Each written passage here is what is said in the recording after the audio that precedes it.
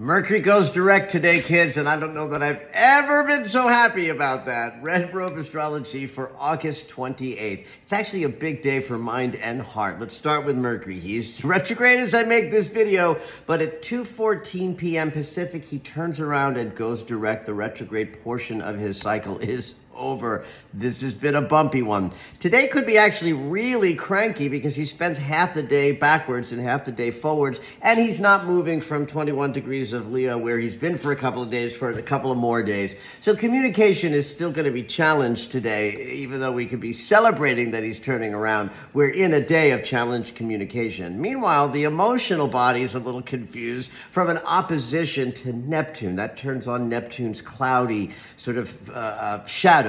So emotions and relationship dynamics and finances might have you confused, where yesterday they had us excited and somehow from the trine to Uranus. So somehow our emotional body is both a little still excited, but moving through some confusion today. I said yesterday, and I'll say this again today, don't make any major decisions today, especially if it relates to relationships or intimacy, because we're in a more will be revealed kind of moment. So just sort of hold on to big decisions and just know it's an interesting day. The moon is in Cancer. That happened overnight. The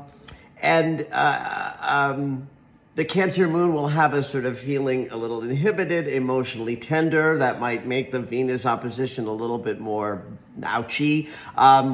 The moon will sextile the sun. That's a lovely balance between our outer and our inner. That's the saving grace of the day. We're sort of good in one sort of sense of unconscious impulses working well with our conscious awareness. But there's also a T-square from the moon to the nodes of the moon. That means it's a busy and active day, but out of obligation and with some stress more than flow. It's kind of one of those days where it's like you might have to get up off the couch and get things done even if you don't wanna.